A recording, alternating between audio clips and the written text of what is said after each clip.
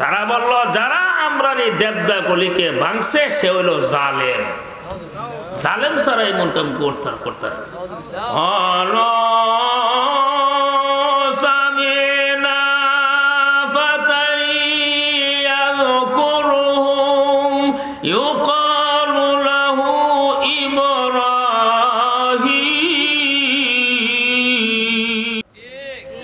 ঠিক না?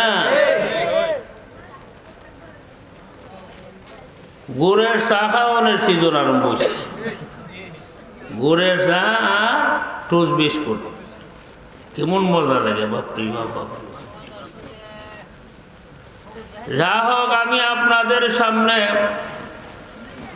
পবিত্র কোরআন থেকে একখানা আয়াতে কারিমা পাঠ করেছি। আল্লাহ তাআলা তৌফিক দিলে এই আয়াতটার অনুবাদ আমি আপনাদের সামনে পেশ করব। একবার আল্লাহর রসুলের এক সাহাবী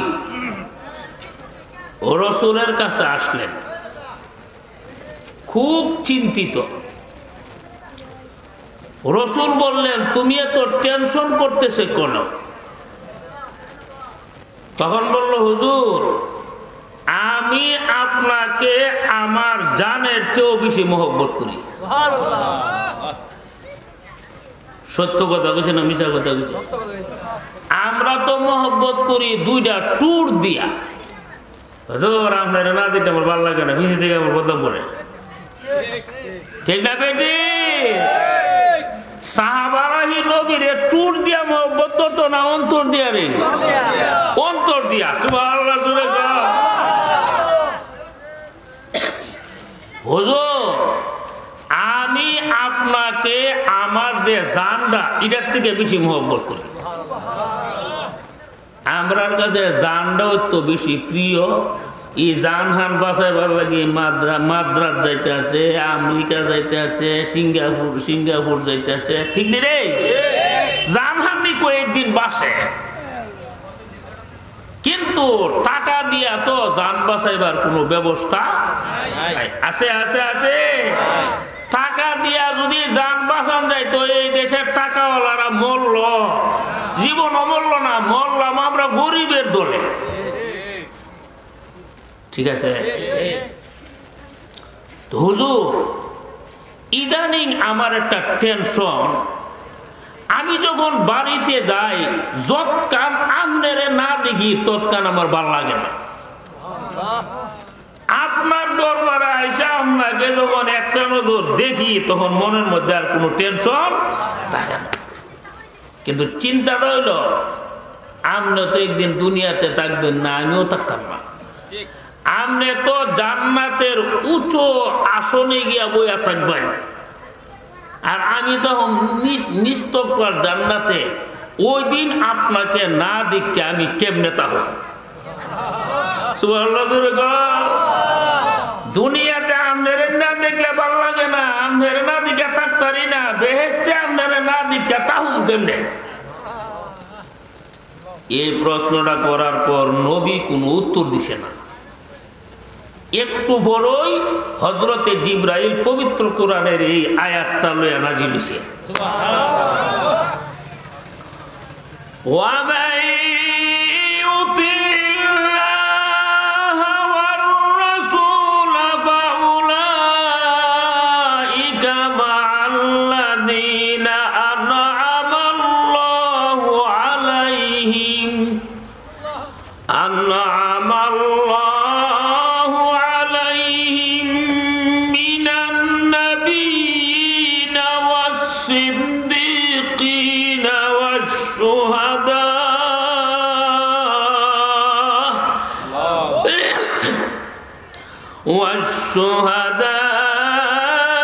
والشهداء والصالحين।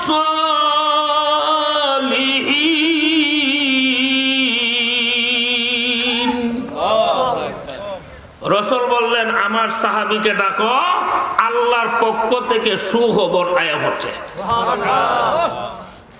তখন সাহাবী আইছে, তখন রাসূল শুনাইলেন, শোনা, যদি আল্লাহকে আর আল্লাহর রাসূলকে মানো, রাসূলের সাথে জান্নাতে থাকবা। সুবহানাল্লাহ, সুবহানাল্লাহ, জোরে কর, আরো জোরে।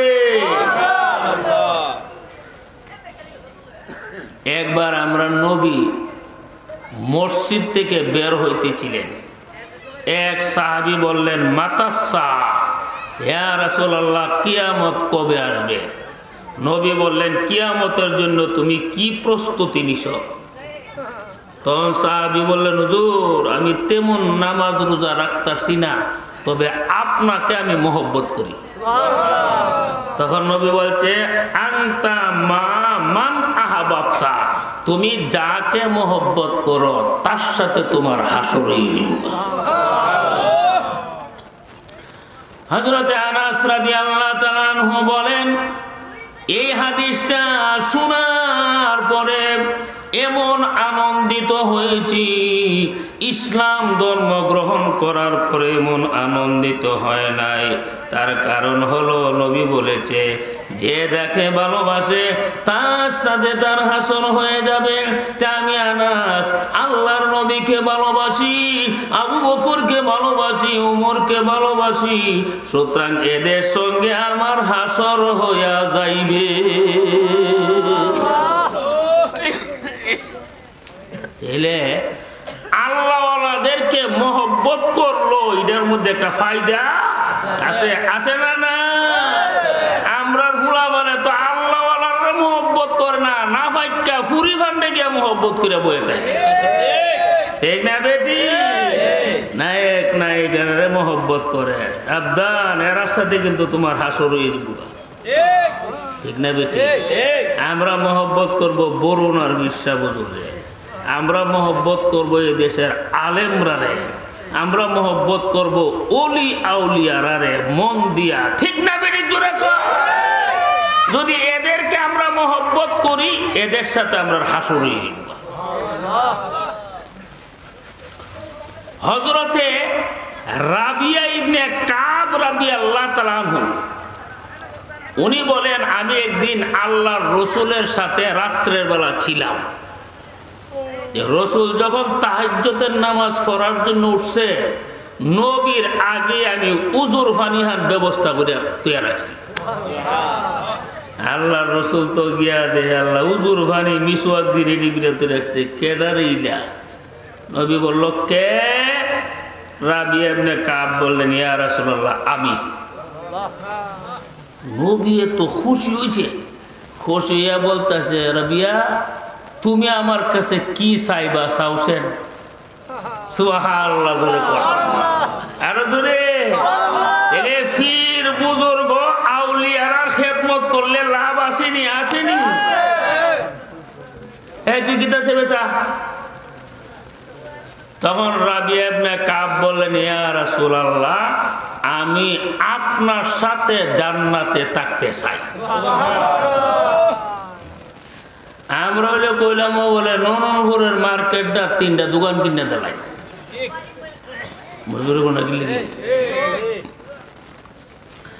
রাবিয়া ইবনে কাব বলেন, ইয়া রাসূলুল্লাহ, আমি জান্নাতে আপনার সঙ্গে থাকতে চাই।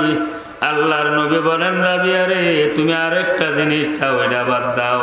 সাহাবী বলেন, নবীজি, আমি আর কোনো জিনিস চাই না, আমি জান্নাতে আপনার সঙ্গে থাকতে চাই। আল্লাহর নবী বলেন, সাহাবী রে, জান্নাতে যদি আমার সঙ্গে থাকতে চাও, তাহলে দুনিয়াতে একটা সাহায্য করণ লাগবো আমারে। আইনি আলা নাফসিকা বিকাসরাতিস সুজুদ। এরে রাবিয়া,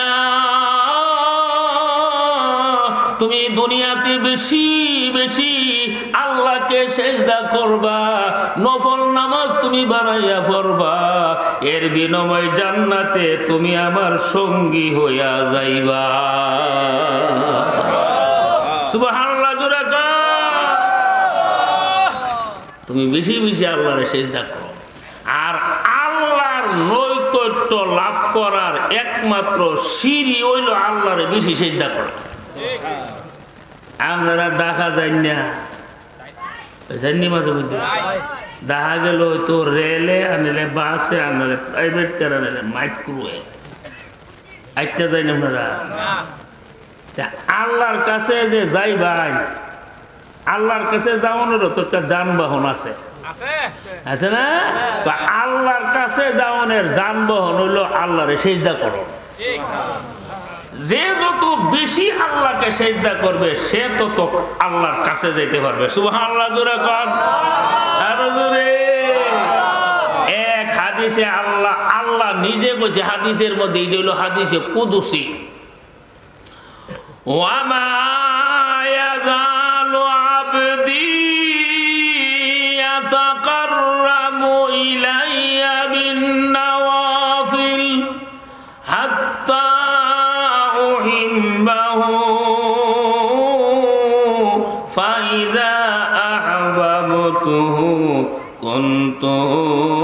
কুনতু সামআহু আল্লাযী ইয়াসমাউ বিহি ওয়া বাসারাহু আল্লাযী ইউবসিরু বিহি। সুবহানাল্লাহ। আমার বান্দা যখন নফল বন্দেগী শুরু করে দেয়, এই নফলের দ্বারা আমি আল্লাহ তারে মহব্বত করতে থাকি। মহব্বত করতে করতে করতে করতে আমি তার এমন কাছে চলে যায়, তার কান আমি আল্লাহর কান হইয়া যাবে। সুবহানাল্লাহ বলে শরম না কিছু। তার কান আমি আল্লাহর কান, তার চোখ আমি আল্লাহর চোখ। এ চোখ দিয়া যা দেখে আমি আল্লাহর মাধ্যমে দেখে। সুবহানাল্লাহ জোরে কর।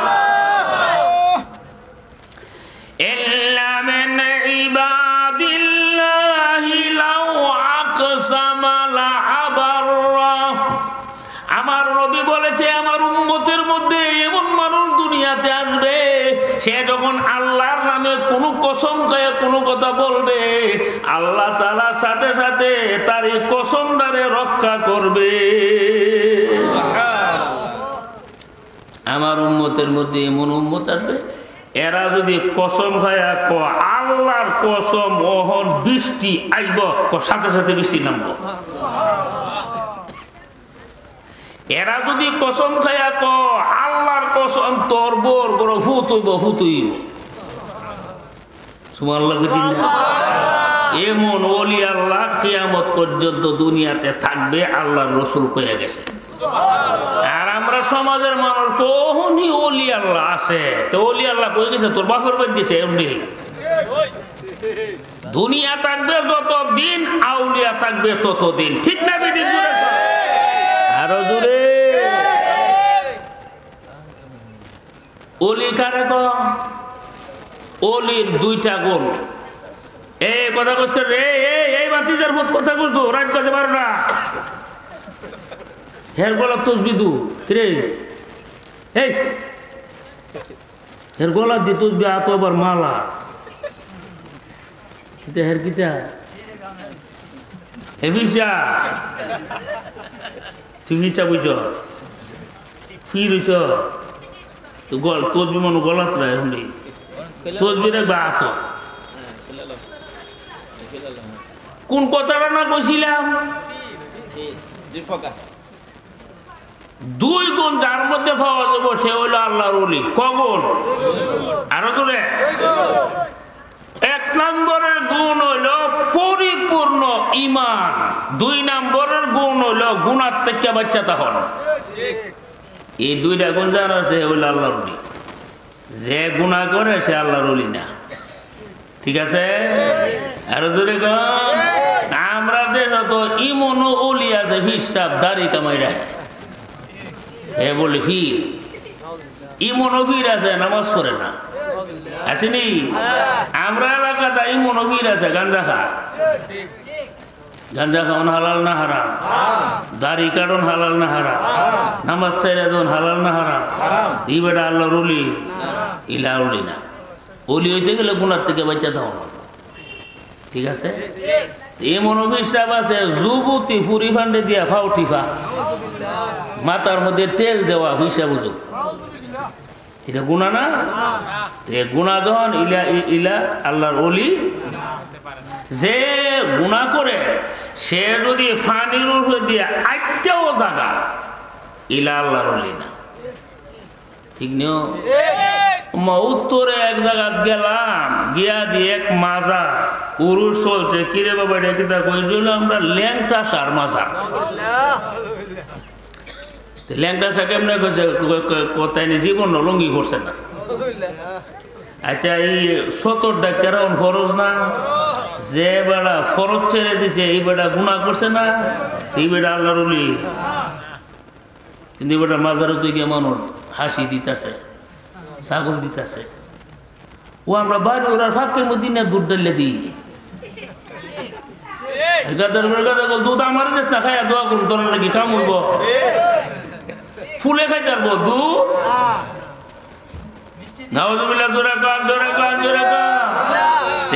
ওলিরে সিননের আলামত হইল দেখেন হে গুণা করিনি গুণা যদি করে ইলা আল্লাহর ওলির অন্তর্ভুক্ত না সুবহানাল্লাহ জোরে কর আরে জোরে সাহাবারা আল্লাহর রাসূলকে প্রশ্ন করতে হুজুর ওলির সিননের আলামত কিটা তখন নবী বলছে ইজা রুউ যুকির আল্লাহ যাদেরকে দেখলে আল্লাহর কথা ইয়াদ হয় এটা হলো ওলির আলামত ধরে গন সুবহানাল্লাহ আরো ধরে এখানে আল্লাহর কোরআনের মধ্যে নবীর আর ঘটনা যেমন আছে আউলিয়ার আর ঘটনাও আছে আসেনিও কোরআন শরীফে ওলি আল্লাহর ঘটনা আসেনি ওলি আল্লাহর মধ্যে কিন্তু আবার ফুসা লোক আছে মহিলাও আছে যেমন হজরতে মরিয়ম আলাইহিস সালাম উনি আল্লাহর ওলি ছিলেন ঠিক না ফেরাউনের বিবি আসিয়া আল্লাহর ওলি ছিলেন না আপনার কোনো সন্দেহ আছে আচ্ছা ফেরাউনের বিবির অবস্থাটা একটু কোথাও মূসা আলাইহিস সালাম ৭০,০০০ জাদুঘরের সাথে গেছে মাঠে না জাদুঘররা জাদু করবো আর উনি লাঠি ছাড়ব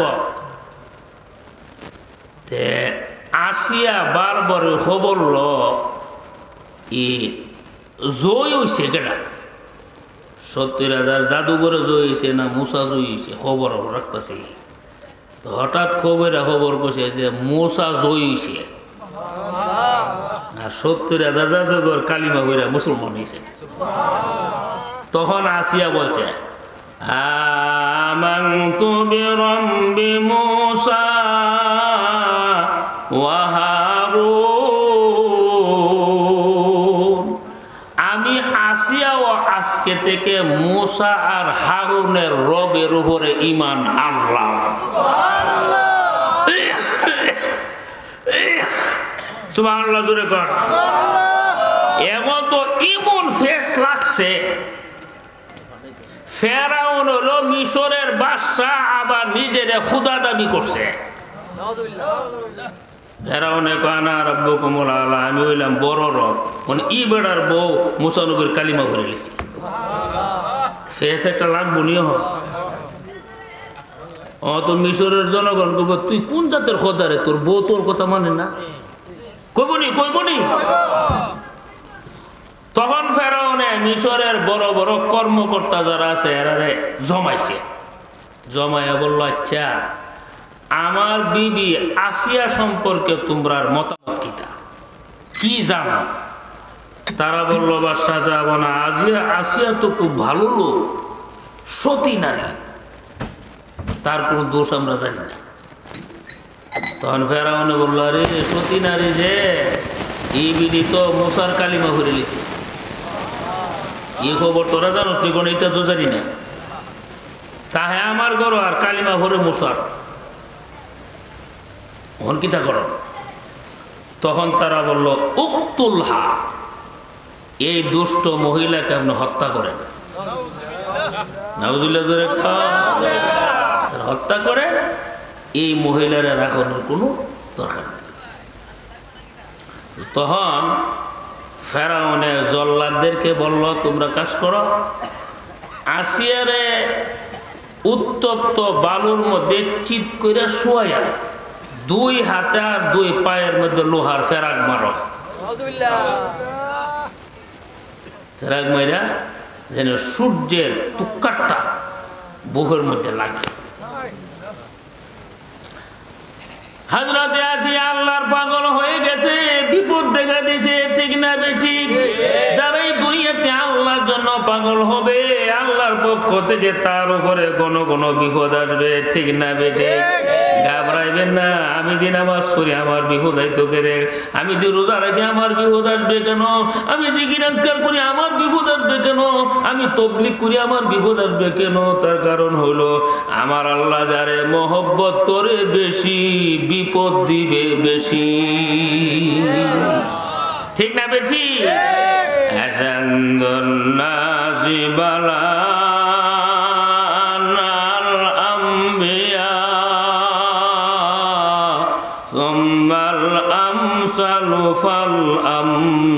ঘুমাইছে। সবচেয়ে কঠিন পরীক্ষা নিয়েছেন আল্লাহ নবীরার কাছ থেকে। আচ্ছা, নবীরা যে বিপদ দিয়েছে, এই বিপদ আমরা দিলে আমরা থাকতাম দুনিয়া। কঠিন বিপদ নবীরা, অথচ নবীরা সবচেয়ে বেশি মহব্বত করছে কারে? এটা আল্লাহর নিয়ম, যে আমার বেশি মহব্বত করবো তার আমি পরীক্ষা করুম করা। সুবহানাল্লাহ। ইব্রাহিম খলিলুল্লাহ কথাটা কইয়া লাগে, উনি সারা দুনিয়ার মানুষ যখন কাফির ছিল, নমরুদ সহ, ঠিক ওই সময় উনি দেবদার বিরুদ্ধে আন্দোলন শুরু করছিল। একজন এমন একটা ইমানদার জগতে ভাইবা, আমরা বাংলাদেশে ইসলামী সংগঠনের অভাব আছে হাজার হাজার, কিন্তু ওই সময় ইসলামী সংগঠন একটা মুসলমানই আসেন না, শুধু ইব্রাহিম নবী আসেন মুসলমান। কিতা করছে জানে? হেরা যখন হেরার উৎসবের মধ্যে গেছে গা, উনি হেরার পূজার গড় গিয়া একটা কোরআন লইয়া গেছে, আবার গিয়া দেবদাড়িরে বাইঙ্গা সাফ করে গেছে। আপনি পারবা না? আপনি পারবা? যাবজ্জীবনের সে লুই জিম্বা। এবেলা দেবদাড়িরে বাইঙ্গা বড়টার কান্দের মধ্যে কোরাল হান রাখিয়া আয়া করছে। এরা তো পূজার থেকে এসে আয়া যে আল্লাহ ও ই কাম করলো কেডা, রাখবো নি হেরা রাখবুন শরীরের মধ্যে। আর আমরা মসজিদ যদি কেউ বাইঙ্গালা দুর্বৃত্তরা রাখবো নি কষ্ট মনের মধ্যে। আমরা লাগি মসজিদ যেমন আদরের প্রিয়, হেরার লাগি দেবদাও তো এমন প্রিয়, ঠিক না বেঠি? তখন সবাই জমছে, এই কাম কাটা করলো।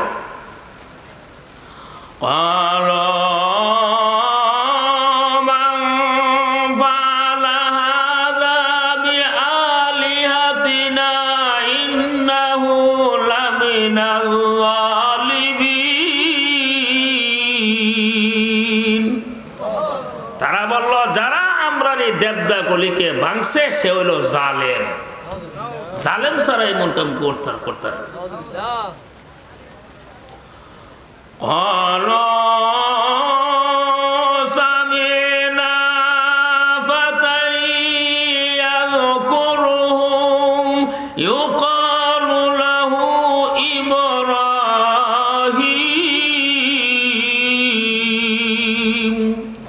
তারা বলল, শুন, ইব্রাহিম নামে একটা যুবক আমরা শুনছি হে দেবদার সমালোচনা করে, হে সারা এই কাম কেউ করছে না। এখানে ইব্রাহিম নবীকে আল্লাহ যুবক বলছে, কারণ 1,24,000 নবীর আল্লাহ যুবক বানায়া নবুয়ত দিছে। আর আমরা নবী যখন কালেমার দাওয়াত দিতেন, বেশিরভাগ যুবকরাই কালেমা পড়ে মুসলমান হয়েছে, ঠিক না বেটি? যুবদল যদি সত্য হয় এবং আদর্শবান হয়, এলাকাটা আদর্শবান হয়ে যাব। আর যুবক যদি নষ্ট হয়, এলাকা নষ্ট হয়ে যাবে, ঠিক না বেটি? তখন তারা বলল, কাজ করো, ইব্রাহিমরে মানুষের সামনে উপস্থিত করো, আমরা সরাসরি তারা জিজ্ঞাসা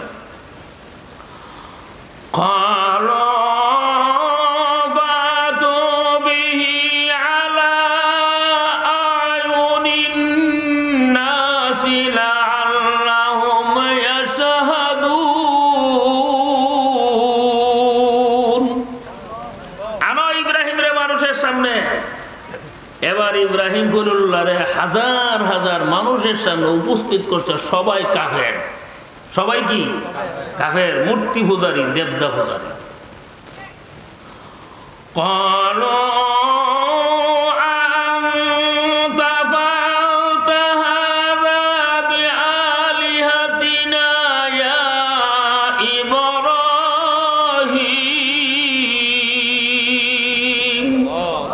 তারা বলল, ইব্রাহিম তুমি কি এই দেবদাগুলিরে বাংশ? এরা ইব্রাহিম নবীর কোনো গালি দিছে না, তাৎপর দিছে না, জোরে কথা বলছে না, শুধু জিগাইছে তুমি কি দেবদাগুলি বাংশ? বোঝা গেল এরা কাফের হইল, ভদ্র আছে, মানুষটা গাইলেই তো না, ঠিক না বেশি দূরে তো। কারণ গাল মন্দ এটা ভদ্র মানুষে করে না, যারা মূর্খ এরাই গাল মন্দর পছন্দ করে, ঠিক না বেশি তুমি কি দেবদাগুলি বাংশ? তখন ইব্রাহিম নবী বললেন, বাল ফালাহু কাবিরুহুম, বড়টা বাংশে। কোনটা বাংশে? এরপরে ইব্রাহিম নবী ভরবান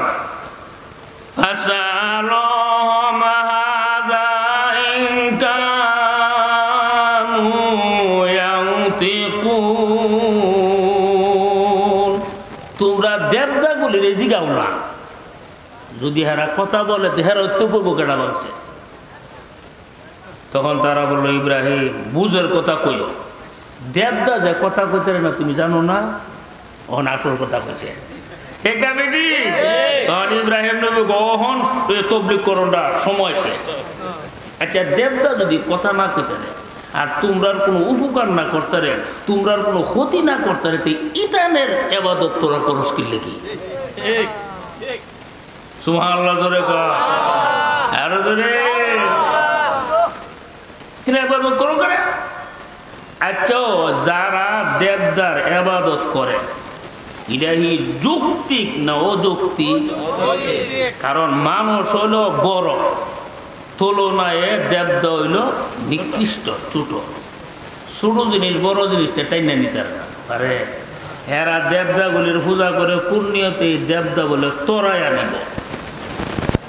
এরা কামরা কিতা কইতাম নি, এক বেড়ার বড় টাক গেছে গা নষ্ট হইয়া, কিতা ওখান টাকটারে বান্ধা নাম লাগবো ওয়ার্কশপের মধ্যে ঠিক করবার লাগে। এটার আর একটা গাড়িতে বান্ধা নাম লাগতো না, এই বড় বড় আগে একটা রিক্সা ঠিক করছে। ঘুমাইছে না কিতা, কিতা ঠিক করছে? ভাই তুই রিক্সা ওরা বাটা গেলে কিতা করো, তোর রিক্সার পিছিয়ে ট্রাক্টারে বান্ধা দিল, বান্ধা দিলে আমার ট্রাক্টার ওয়ার্কশপ নিয়ে দিবে। আচ্ছা এটা যৌক্তিক না অযৌক্তিক? তাকে রিক্সারে টাইনা নিতে পারবো? রিক্সা যেমন ট্রাক্টরে টাইনা নেওয়া অযৌক্তিক, দেবদা মানুষগুলিরে তরাইয়া নেওয়া এটাও অযৌক্তিক, ঠিক না বেটি? দূরে আরো দূরে। দেবদা কথা কইতে রে, দেহে শুনে ধরতারে, ফেরে লোকে উঠতারে, কুস্তা নাই, তোরা এখানে ইবাদত করস কেনে? তখন তারা পরামর্শ বইছে যে ইব্রাহিমে যে কথা কয় কথার কোনো উত্তর নাই। করণ কিতা, করণ কিতা, আবার দেবদার মান সম্মান রাখন লাগতো না। আর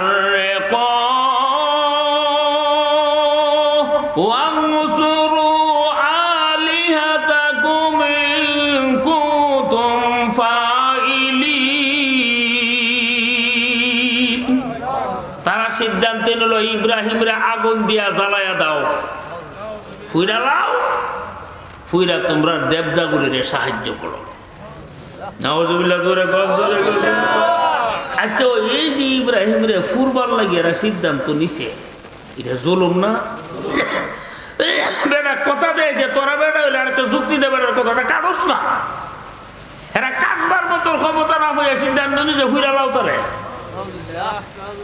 এই যে ফুরবার লাগিয়ে এরা প্রস্তুতি নিচ্ছে, এটা ইব্রাহিম নবীর উপরে বড় বিপদ না ছোট বিপদ? আপনার এমন একটা বিপদ দিলে ইসলামের উপরে থাকতে পারবা? মনে করেন একটা আগুন যদি জ্বালা, কাঠ দিয়া জ্বালায় আমরা তিনজন মুসলমানের যদি ধরে আইন না তোরা ইসলাম সার না চাইলে আগুনে ফিরাল, অনেক আমরা ইসলাম হুমলে ছেড়ে দিছি সোনার গোনা গেলে কি ও ইসলাম আমরা আগে ছেড়ে দিছি এমন কঠিন পরীক্ষা তো আল্লাহ নবীরা করছে ঠিক না আরো জোরে রোমের বাদশা তার সৈন্যবাহিনীর জিগাইল তোরাদি সংখ্যা অনেক বেশি মুসলমান কম আরো দূরে কম রোমের বাদশা তো আসছো যেমন মানুষ জগতে আছে বলে জি আছে তোরা কয়েকজন মুসলমান দৈরে আনতার বিনি ও চেষ্টা করে দেখি যে হেরা কয়েকজন মুসলমান ধরে লিছি ধৈরা রোমের বাদশার কাছে লয়ে গেছে হেরা ওই এটা নিয়ে আমরা দেশটা দখল করতেছি সুবহানাল্লাহ ধরে হেরা কিতা করে সারা দিন রোজার একটা যুদ্ধ করে সুবহানাল্লাহ এর মধ্যে ছিল আব্দুল্লাহ ইবনে হুযায়ফা রাদিয়াল্লাহু তাআলা রোমের বাদশা আব্দুল্লাহ জিগাইল তুমি মুসলমান বলো হ তুমি একটা কাজ করো না তুমি যদি ইসলামটা ছেড়ে দাও আমি রোম রাজ্য অর্ধেকটা তোমার নামে লিখে দিলাম এত ইসলাম ছেড়ে দাও এটা কোনো বার পূজার কাজ মুগ্ধা কয়ে দিলে বোঝা আমি আর ইসলামও নাই এই কথাটা কইতে কোনো বার পূজার কাম এটা কিন্তু পুরস্কারটা পাবো অর্ধেকটা রাজ্য আমরা লিখিতে করে জলদি লিখে দিন আমি ইসলাম ছেড়ে দিছি ঠিক না আরে এক কাপ চা খাইবার লাগে হে সকল তৈরি বুট দে যে কোনো ফাটতে হে বুট দিয়ে না এমন মুনাফিক আছে না আপনার দেশ আরো দূরে রান্না রাখেন বুটটা যে দেন যারে দিবেন সে যদি শরীয়ত বিরোধী হয় এবং সে যদি খারাপ হয় সে যদি ও খারাপ হয় হে ক্ষমতার মধ্যে গিয়ে যতটা ভাব করবো এই ফাঁসের বাদ আপনার ভাবে যদি হেরে যদি বুট দিই ঠিক না বেটি দূরে আরো দূরে বোর এটা একটা সাক্ষী সাক্ষী দিতে সাবধান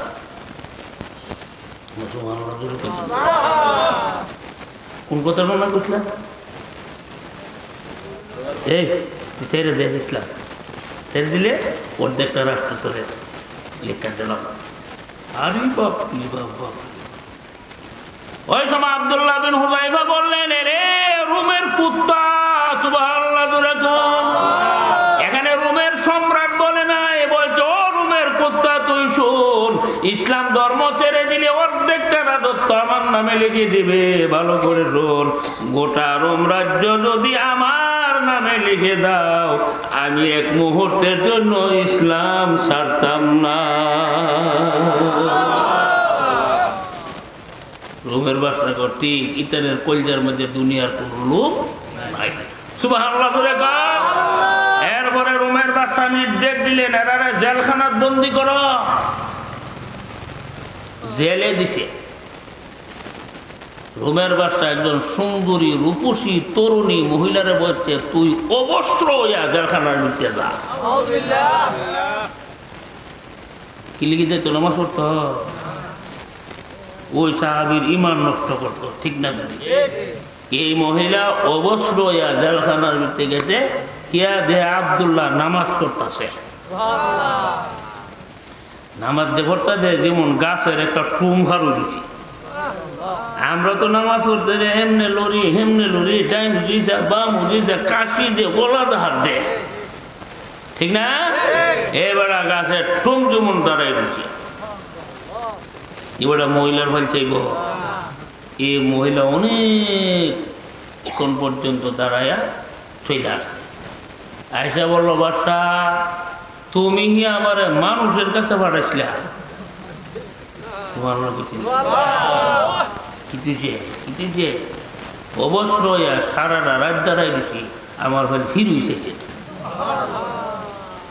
এরা হি নারীর লোভী না আল্লাহর লোভী আরো ধরে তাই নাকি বলো আচ্ছা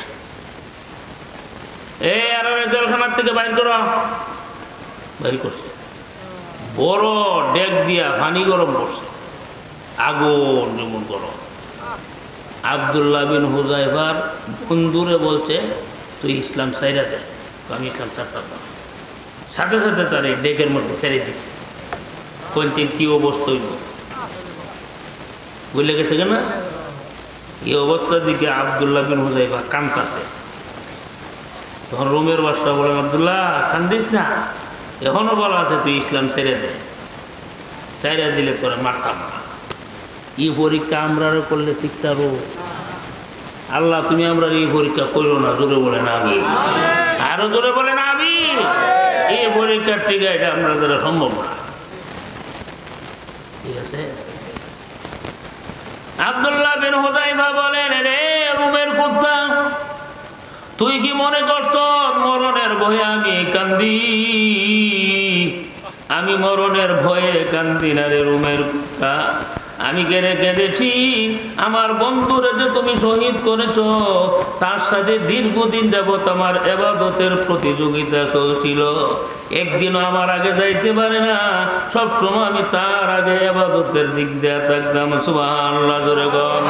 আজকে যে তুমি আমার আগে তার শহীদ করে বলেছ, সে তো ইবাদতের দিক দিয়ে আমার আগে চলিয়া গেছে, এই কারণে আমি কানলাম। এর রুমের কথা তুই আরো ভালো করে শুন, আমি কেন কেঁদেছি। আমার দেহের ভিতরে একটা মাত্র প্রাণ, এখন তুই প্রাণটারে ধ্বংস করে দিবে, এটা মাবুদের নামে শহীদ হয়ে যাবে।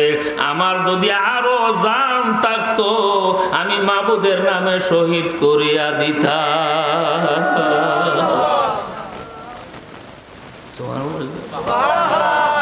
রুমের বাদশা গাড়ি হেরা দেশ যে দখল করতেছে টি হই। সুবহানাল্লাহ জোরে সুবহানাল্লাহ।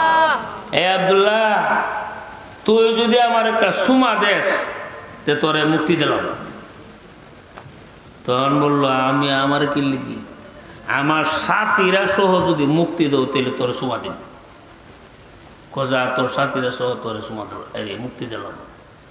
তখন ওই এত কাফির, রুমের বাদশা কাফির না, তার কপালের মধ্যে একটা রুমাল এইভাবে ফিট করে রুমালটার উপর সুমা মারছে। আর হে মনে করছে আমার তো সুমা দিচ্ছে। তখন আব্দুল্লাহ বিন হুযাইফার সদর বলে মুক্তি দিয়া দিছে। ওই সময় এই খলিফাতুল মুসলিমিন ছিলেন হযরত উমর রাদিয়াল্লাহু তাআলা। আব্দুল্লাহ বিন হুযাইফা সদর বলে মদিনাতে গেলেন, গিয়া ঘটনা বর্ণনা করলেন। এরা আমিরুল মুমিনিন, রোম সম্রাটের হাতে বন্দী হয়েছিলাম, এমন কঠিন কঠিন পরীক্ষা করেছে, আল্লাহ পরীক্ষাগুলির মধ্যে উত্তীর্ণ হওয়ার তৌফিক দিয়েছে। শেষ বলে তারা কাপড়ের উপরে তো সুমা দিয়া দান বাঁচাইছি, আমার সাথীরা নিয়ে মদিনা যাচ্ছি। ওমর বলেন, এরে আব্দুল্লাহ তুমি আসো, আমি তোমার কপাল ডানে একটা সুমা দিতাম পারি। সুবহানাল্লাহ সুবহানাল্লাহ। আরো জোরে আরো জোরে। এলে আপনারা যা আল্লাহকে ভালোবাসেন, আল্লাহ পরীক্ষা করবনি মাঝে মধ্যে। একবেলা হুজুর 5 ওয়াক্তের নামাজ পড়ি, আমার কাছে তো দানও না। আর একবেলা সুদকা হেরা তো দান উল্লাতা হে, এই বিচার কেমন করতাম করছেন। তোমার কাছে তো দানও না, তোমারও তো আল্লাহ মহব্বত করে দিকে পরীক্ষা করতে যার, সুদ করলে তো আল্লাহ সাইরা দিচ্ছে ফেরাউনের মতো। ঠিক না বেটি? এরকম ধরতো না, সময় এলে ধরবো।